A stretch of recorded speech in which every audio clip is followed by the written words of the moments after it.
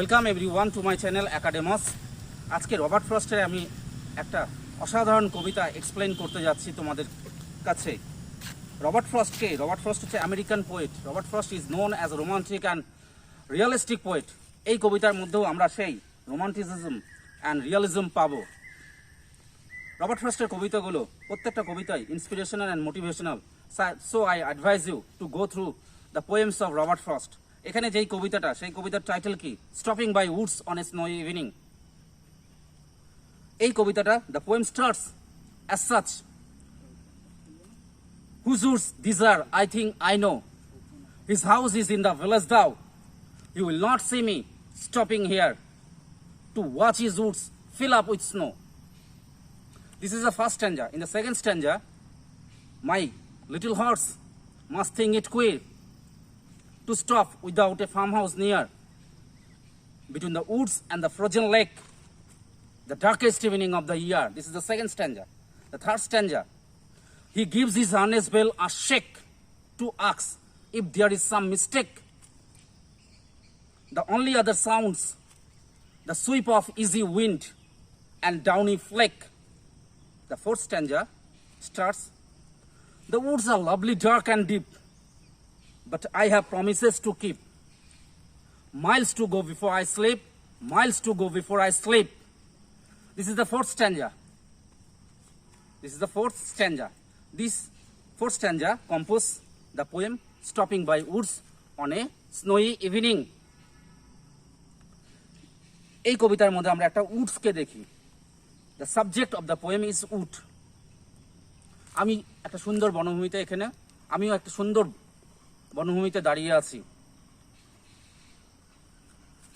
এখানে কি এই কবিতার বিষয়বস্তুটা কি? কবি যাচ্ছে ক্যারেজে করে, ঘোড়ার গাড়ি করে যাচ্ছে। সে হচ্ছে সন্ধ্যাবেলা, শীতের সন্ধ্যা। সে যাচ্ছে, তার কমিটমেন্ট আছে, কোনো জায়গায় কারো কাছে তার প্রমিস আছে, সেখানে তার সাথে মিট করার। সে যখন যাচ্ছে ঘোড়া গাড়ি করে, অন দ্য ওয়ে, সেই অ্যাড্রেসে যাওয়ার পথে সে দেখলো একটা সুন্দর বনভূমি, অসাধারণ একটা সুন্দর বনভূমি। সে কবি যখন সেই when the poet watches the wood, he is mesmerized by the bewitching beauty of the wood. সে হচ্ছে সেই বনভূমির সৌন্দর্য দেখে কি হয়? সৌন্দর্য দেখে সে হচ্ছে মেসমারাইজড হয়ে যাচ্ছে, ওভারওয়েলড হয়ে যাচ্ছে। হি ক্যানট বাট স্টপ দেয়ার, সে সেখানে হচ্ছে না থেমে পারছে না। কিন্তু তার কি আছে? কমিটমেন্ট আছে, ডিউটিস অ্যান্ড রেসপন্সিবিলিটিস আছে। সে যেখানে যাচ্ছে তার কিছু কমিটমেন্ট আছে। তার উদ্দেশ্য কি? To meet someone, to do his duty, maybe his friend. তখন তার কবি কি বলছে? সেকেন্ড স্ট্যান্জা বলছে যে my little horse must think it queer. আমার যে ঘোড়াটা আছে, আমার যে ঘোড়া, হ্যাঁ, কবি বলছে যে ফট করে আমি দাঁড়িয়ে যাওয়াতে আমার ঘোড়াটা কি করলো? আমার ঘোড়াটা তার মাথাটা নাড়ালো এবং তার ফলে কি হলো? সেখান থেকে একটা আওয়াজ হলো, ঘন্টার আওয়াজ।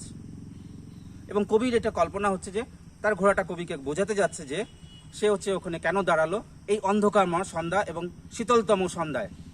সেই দিনটা ছিল হচ্ছে সবচেয়ে বেশি অন্ধকারময় এবং হচ্ছে শীতলতম সন্ধ্যা সেই বছরের। এবং আরো কি আছে? সেই উডসের পাশে আছে কি একটা লেক, ফ্রোজেন লেক, যেটা বরফে ঢাকা। এবং উডসটাও কি? উডসের মধ্যেও বরফ পড়ছে এবং অসাধারণ, that is looking beautiful, enchanting, bewitching. শুধু একমাত্র কিসের শব্দ শোনা যাচ্ছে? সেখানে একটা ইজি উইন্ড, হালকা বাতাসের আওয়াজ শোনা যাচ্ছে। অ্যান্ড ডাউনি ফ্লেক, তুষার পড়ার শব্দ। কিন্তু কবি এখানে কি বলল? কবি এখানে, the poet is surprised to see the beauty of the wood but he cannot stop there. কবি এখানে বলছে আমি এখানে দাঁড়াতে পারি না, I cannot stop here. In the last স্ট্যাঞ্জাটা এই কবিতার হচ্ছে আসল প্রিসিয়াস পার্ট, মূল্যবান পার্ট, যেটাই হচ্ছে মোটিভেশনাল, যার জন্যই আমি এই ভিডিওটা বানাচ্ছি। কারণ ইন দ্য লাস্ট স্ট্যাঞ্জা দুটো লাইন যদি তোমরা তোমাদের মাথায় রাখো, তাহলে you can do so many things. এখানে কি বলছে কবি? But the woods are lovely, dark and deep, বনভূমিটা খুব সুন্দর, খুব ঘন, কিন্তু but I have promises to keep, কিন্তু আমার কি আছে? আমার কিছু প্রমিস আছে। প্রমিস মানে ডিউটিস অ্যান্ড রেসপন্সিবিলিটিস। কিন্তু কবি এখানে বলছে না, যতই সুন্দর হোক আমি এখানে দাঁড়িয়ে থাকতে পারি না, আমি এখানে পুরোপুরি আটকে যেতে পারি না। I cannot be attach to the beauty of the wood. আমাকে এখান থেকে বেরিয়ে যেতে হবে। সে তখন সেখান থেকে বেরিয়ে যায়। সে তার কমিটমেন্ট, সে তখন তার হচ্ছে কমিটমেন্টটা হচ্ছে কি করে, কমিটমেন্টের জন্য সে হচ্ছে বেরিয়ে যায়, সে সেখানে থাকে না। Miles to go before I sleep, miles to go before I slip. এবং লাস্ট লাইনটা কি বলছে? লাস্ট লাইনটা বলছে হচ্ছে আমাকে অনেক দূর যেতে হবে। স্লিপ, এখানে কবি বলছে সন্ধ্যার আগে, মানে রাত হওয়ার আগে কবিকে কি করতে হবে? কবিকে হচ্ছে তার অ্যাড্রেসে পৌঁছাতে হবে। সন্ধ্যা হয়ে গেছে, তার মানে হচ্ছে this is the literal explanation. সন্ধ্যা হয়ে গেছে এবং তাকে হচ্ছে রাত হওয়ার আগে সেখানে যেতেই হবে। This is the literal explanation. সেজন্য সে সেখানে দাঁড়িয়ে থাকতে পারে না। কিন্তু এটা ইন্টারনাল অ্যান্ড হচ্ছে কগনিটিভ মিনিং কি? এটা ইন্টারনাল অ্যান্ড কগনিটিভ মিনিং হলো, এখানে বলছে প্রমিস হচ্ছে ডিউটিস অ্যান্ড রেসপন্সিবিলিটিস। কবি এখানে হচ্ছে সবাইকে রিপ্রেজেন্ট করছে। আমাদের জীবনে ডিউটিস অ্যান্ড রেসপন্সিবিলিটিস সবচেয়ে গুরুত্বপূর্ণ জিনিস।